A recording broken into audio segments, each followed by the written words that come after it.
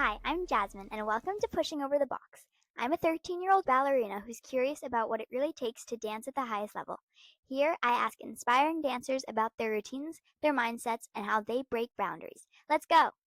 Welcome back to another episode of Pushing Over the Box. Today, I'm so excited to be talking to Emilie Gerrity, principal dancer with the New York City Ballet.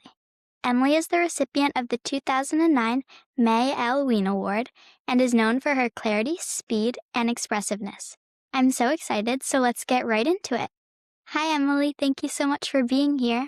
Hi, thank you so much for having me. So my first question is, when did you first start dancing, and did you love it from the beginning? So I started dancing when I was 4, and I wanted to take a tap class. So you had to take ballet in order to take tap. And I told my mom that she had to take a class in order for me to be able to take a class. So she enrolled herself in an adult tap class. And then I took both tap and ballet. And what did your early training journey look like? So I was a competition kid. I did like Star Power. I danced in Disney World. I did all different forms of dance, hip hop, lyrical, tap, jazz. I did that from about 4 until 11. And I honestly fell in love with ballet over my like perfectionism. And I loved the fact that you had to strive to be perfect constantly, but it was like this unattainable thing. So I found it fascinating to like get into a studio every day and just strive for that. So I didn't feel like there was anything else that was similar. So I started solely focusing on ballet, I would say around 12. I changed studios and I went from like doing competitions to studying with teachers that were Balanchine trained. And I decided I was really going to try to get into New York City Ballet. And I started auditioning for the summer programs first. I did 3 summers there. And then I stayed for the winter term. And I did 3 years at SAB before I got into the company. And when did you first discover that ballet could be more than just like a hobby or an after-school activity? I would say kind of like when I started doing the summer programs and realizing that my ultimate goal was to eventually get into a company. I didn't know if that was attainable, but that was my goal. Yeah. And were your parents always like supportive of it being a career? For sure. My mom always would ask me, like every year she was re-enrolling me, in my lessons. She was like, "Are you sure this is what you want to do?" Because she never wanted me to feel like she was the one who wanted it more than me, which like I applaud her for, She wanted to make sure it was my dream and not hers. And my dad was always super supportive. Yeah. I feel very fortunate. And who were your biggest inspirations growing up? Honestly, there's so many, but to name a few just in the city ballet realm, and then I'll do a few like outside. New York City Ballet, I would say obviously like Darcy Kistler, Maria Kurowski, Wendy Whalen, Jennifer Ringer, Janie Taylor, and Jenny Samoji was another one for me. I loved their dancing, and I my dream was New York City Ballet, New York City Ballet. So those were people I really looked up to. And then outside, I would say Darcy Bustle, Margot Fontaine, Sylvie Guillem, just to name a few. Yeah. And did you stay in-person school throughout all your training, or what did that look like for you? When I moved to New York to go to SAB, I chose the public school. It's called Professional Performing Arts School. I had never been homeschooled. I always was in person. So my mom wanted me to continue that. And I would go to school in the morning, like academic school, and then a bus would come and pick us up from the academic school, bring us back to SAB. We would take class, and then we get back on a bus and go back to academic school for the rest of our day, and then come back to SAB Mhm. again for another class. So it was a lot of back and How forth. did you like yeah, how did versus, like, ballet? I mean, it's obviously difficult to always to balance both, but we had tutors and obviously the friends that were in my suite with me, we'd all get together and do our homework or um, compare notes and study together. So it was kind of a Yeah, communal effort. yeah. And what was, like, the biggest transition for you going to SAB full time? I'd say the biggest transition was just not being around my family. You know, if you move Mhm, away, I was 15 when I left home. So I wasn't doing like, normal dinners with my family. That was probably the biggest change. mhm. Um, Yeah, and those are like, your main teenage years that yeah, you're going through. yeah. But you make so many friends, and my friends became obviously my family that were nearby. And then I had my family at home, which I got to go back to. And I was very lucky. My family lived only 2 hours outside of the city. So they would come visit and I could go home if I wanted to. Uh, Mhm, so it wasn't too bad. yeah. And what was it like getting your apprenticeship? I was obviously so excited. The year prior, there were a lot of people who the director at the time, Peter Martins, had let go.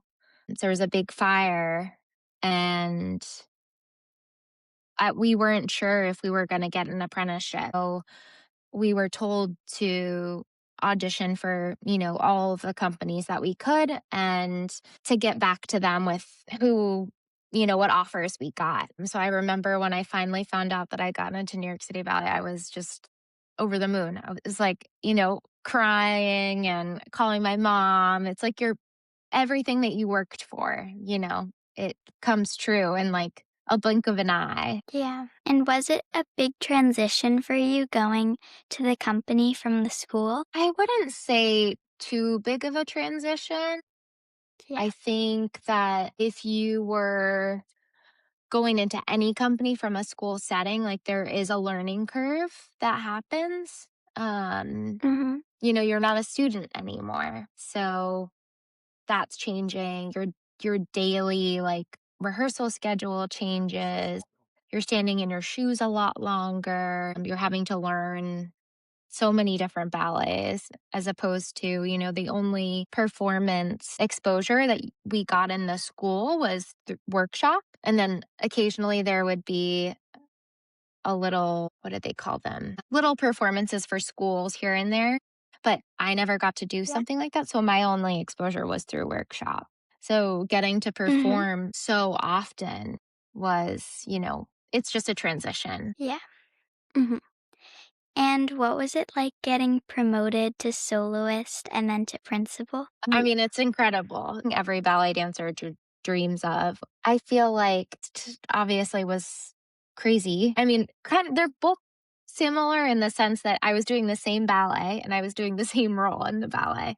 So 2017, I was promoted to soloist. And obviously, like everyone's journey is extremely different in the ballet world. And I'd been in the company longer than others who had already gotten promoted. So I think by the time 2017 had rolled around, I'd already been in the company for 8 years and I wasn't sure if I would be promoted. I was ecstatic and I was Yeah. performing the Emerald variation in the Sleeping Beauty. And I remember getting an email from Peter Martin's assistant telling me that Peter wanted to have a meeting with me. And then I heard through the grapevine that a few other dancers had had a similar email sent to them.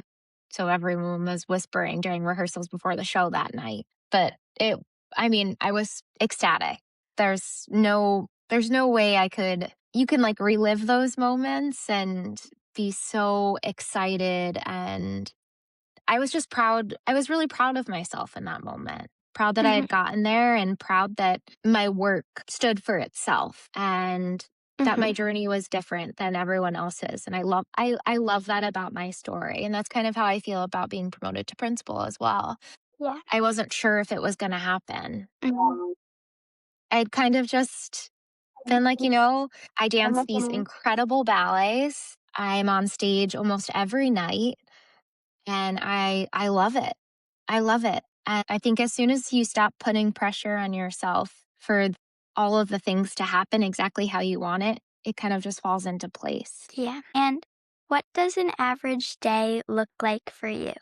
So I usually wake up around 7:30. I have a little dog, Maisel. So I take her for a walk, come back upstairs. I make myself breakfast and coffee, kind of have a little downtime while I'm doing that. Also point shoes sometimes or just watch a TV show. I FaceTime with my goddaughters, catch up with some friends or my family, and then I drive to work. I live in New Jersey, so I get in my car, Mhm. go to work. I have class at 10:30 every day, 10:30 to 11:30 when we're performing, and then your rehearsal schedule um, tends to vary day to day. I could have no Yeah. rehearsals one day, or I can have like 5 hours of rehearsal, and Yeah. that's before the show. And then typically, if I have the show, I'll have a snack and then I start getting ready for the show,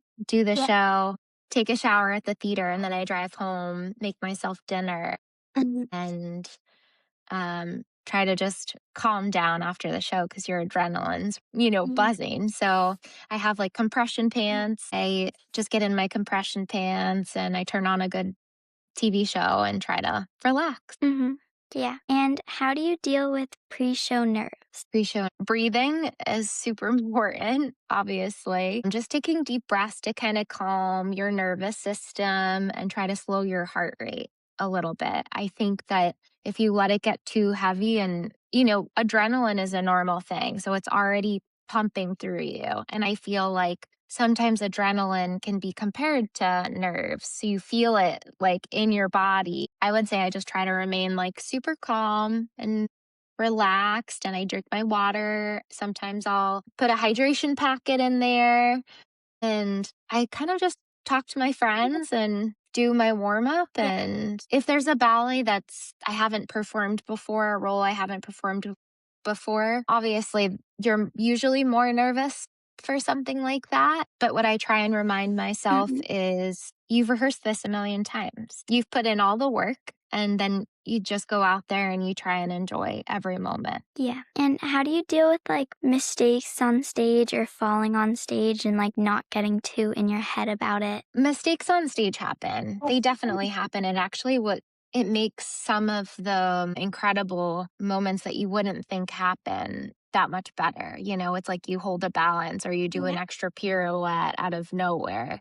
So it's okay to make mistakes. Falling obviously is another situation, but you have to get up and Yeah. laugh at yourself. I've fallen a couple times on the stage. And I remember actually, it was a pretty big fall. I was out there by myself in the middle of a solo, and there was this ballet called Brahms Schoenberg, and it was one of the last like two entrances I have. So my partner runs off stage, and then I run back on for my solo. I'm in the middle of a solo, and my shoe like hit the Marley funny, and it fell out from underneath me, and Mhm. I landed completely sideways on the stage, and the whole audience gasped so loud.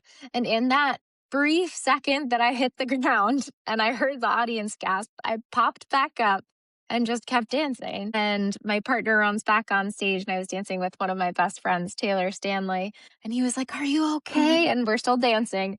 And I was like, "I'm so embarrassed." And I kept running. We're dancing. And he was like, "No, you're beautiful." And it's just a reminder that, you're human. You're human. Things Yeah. happen. And as long as you're okay, that's the only thing that matters. Yeah. And do you have a favorite ballet to dance or to watch? It's so hard. When you're asked this question, it's like your wheels start turning and you're like, there are so many Yeah. great ballets that I Mhm. feel like New York City Ballet especially gets to perform. I have particular feelings about different ballets just because of how they resonate with me and maybe the times that I've gotten to perform them. Serenade is very special to me because it was my workshop ballet. Mhm. And it reminds me of my grandfather coming to watch and workshop. So there are things like that where you like hold on to certain memories. I would say, other than that, Brahms is one of my favorite ballets. I mean, Yeah. Concerto Barocco, Faust. And as far as watching, I love going out to the front and watching all my friends. It's a reminder of how talented the entire company that I dance with really is. And there's Mhm. nothing like being out front because you're surrounded by these people all day long. And obviously, everyone's very talented, but there's something about being in the audience where you're like, whoa. And it's so special. Yeah. Do you have like a favorite costume? Favorite costume. I tend to like, I do a lot of leotard ballets, right? And like Yeah. simple costumes.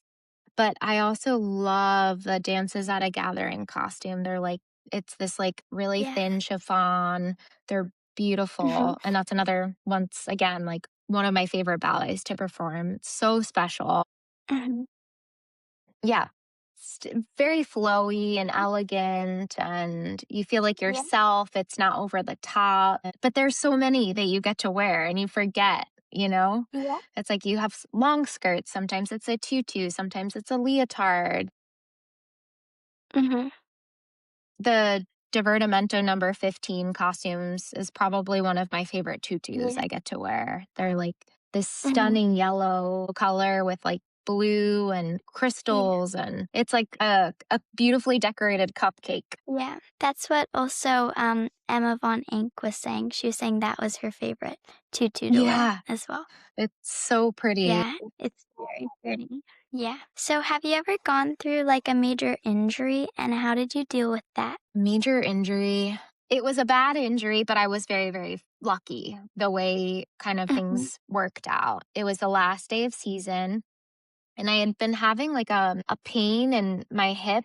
And the way that I was describing it to PT, I was like, it kind of feels like, I was like, my butt bone feels like it's like falling out funny. And they were laughing at me, and no one could figure out exactly what was wrong. And Yeah. the second to last day of season, I slipped on stage that night. And the next morning, I woke up and I couldn't walk. I went into PT and I left on crutches and straight to get an MRI. And they found out that I partially tore my rectus femoris, which is like your second hip flexor in the front of your hip. So I tore the top of it, which is what that pain was essentially. And my femur bone was pushing too far forward in the hip socket itself. So I Mhm. was on crutches for a few weeks, and it was over layoff. So I slowly started back to PT, and I didn't really have to miss much time, which I was so fortunate. And then I got back on stage pretty quickly. Yeah. Other than that, I would say actually recently I started dealing with a little bit of Achilles issues, which was a newer Mhm. thing for Yeah. me. And it's frustrating because nothing, it's tendinitis, it's tendinosis. I do have an extra bone that I didn't know I had, which I don't know if I've had it the whole time, but I just happened to get imaging, and, you get your MRI Yeah. results and you see all of these things that maybe they've been there the whole time or maybe not. So, yeah, just learning how to manage that. And aside from that, I only had one other small injury where I partially tore my plantar fascia in my foot. Mhm. And I got an Yeah. injection. And similarly, it was over a layoff in which I dealt with it. So Mhm. that's kind of Yeah. my history Yeah. of injuries. Mhm. Knock on wood. Yeah. I've been really Yeah. lucky. Yeah. And do you ever have like days when you're feeling like tired or sore and you just like are not in the mindset to like do everything and how do you deal with those days? I think that everybody has those days, right? You feel Yeah. exhausted. Maybe you didn't sleep very well. You're tired from the show the night before, maybe, or you're just having an off day, right? So you have to, I like to say, like, give myself a little bit of grace and then like treat myself to something special to help me like get through it Mhm. and try and like preserve my energy throughout the day. Like if I can go to my dressing room and close my eyes for 20 minutes in between a rehearsal to kind of like reset my body and my mind. That's kind of what I like to do. Yeah. And, like, do you have any hobbies outside of ballet? Yeah. So actually, I recently started doing needlepoint, which I am loving. I just finished my first one. This is one of my. Oh, So that's so I pretty. like, thank you. I like doing that. I read books and listen to audiobooks. And then Yeah. those are just like small hobbies. But other than that, I Mhm. love cooking. Mhm. Yeah. Growing up, my mom taught me, and it was a really big thing in our family, like over holidays and stuff. So I like to go to the grocery store and like grab different ingredients and try to like concoct something super flavorful and Yeah. different. And I like Yeah. hosting like friends, just things like Yeah. that. Yeah. And what has been the hardest thing for you in ballet? The hardest thing about it, like a step or just like in general? In general, yeah. In general, I would say it took me a long time to learn to not compare myself to anyone else. Like I said Mhm. earlier, it's like everyone's journey is different. And I feel like this came up a lot because at first I would be frustrated. Like I wanted it, I wanted to be promoted. You know, everyone does. It's like you want it so bad. And you cannot, I had to be constantly reminded and remind myself, like, you cannot compare yourself to anybody. Like, you are on Yeah. your own journey. And I feel Mhm. like when I finally like found peace within that was a game changer for. Yeah. And how do you recover after a long day of rehearsals or a show? I usually go, we have a cold plunge at the theater. Yeah. So I'll go into the cold plunge. I'll do like 3 minutes in the cold plunge. And then I take a hot shower. And like I said, compression pants. I have like the pants and then I also have like hip compression Mhm. Yeah. and putting your Do feet you up, have like elevating. Yeah. Mhm. Do you have, like, a favorite post-show snack or meal? I would say, I mean, I like to eat different things every day, right? After a show, typically it's later, so it's hard to throw together an entire meal. So I try to like meal prep Mhm. a little bit, but I love like a kind of like Mediterranean bowl, like some kind of protein. I'll Yeah. do like either like couscous and like a Mediterranean salad with like tzatziki sauce Mhm. or it could be like a sweet potato Yeah. with like a protein and a vegetable, that sort of thing. And how do you define success, and has that changed for you over your career? How do I define success? That's a great question. I think success is anything that you are proud of. It's like what have you achieved that you are proud of? That is what I would consider success. Mhm. And I think, yeah, it probably has changed over the course of my career. I don't think I've ever really thought about it. But I think now I look at, one day of going into rehearsals or a show, and you can find success in anything and be proud of yourself and the work that you put in every day. Yeah. And what advice would you give your 13-year-old self? What advice would I give my 13-year-old self? I would say just like a nice reminder to keep going, Yeah. keep working hard, and really striving for those dreams that you want to achieve. Yeah. And where do you see yourself in 10 years? 10 years.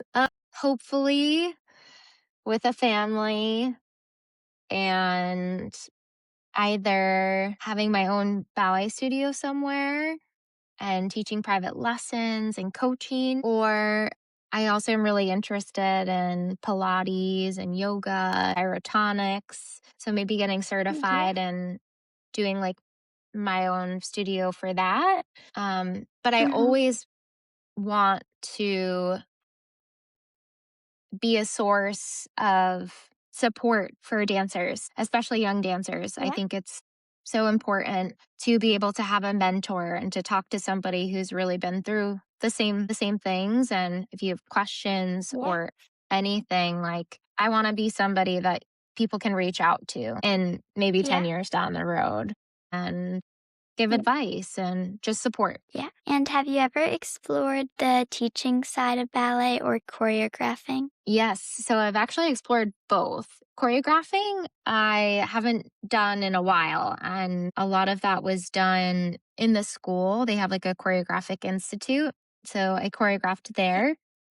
And then I also choreographed during the summer program on some students. Mhm. And I liked it. I don't think it's for me, but maybe I'll try it again. Who knows? Yeah. And then as far as teaching goes, I love teaching. I find it fascinating. I love watching people understand corrections and seeing improvement and seeing Yeah. someone else be proud of themselves and Yeah. seeing them get better and become more confident. Confidence Mhm. isn't easy for everyone. So watching that happen, I Yeah. think is so special and like it's a very powerful thing. Yeah. Well, thank you so much for coming on and talking to me. It was so amazing to talk to you. Of course. Thank you for having me. And like I said, if you ever have any questions or I can help or teach or anything, you just let me know. Thank you. And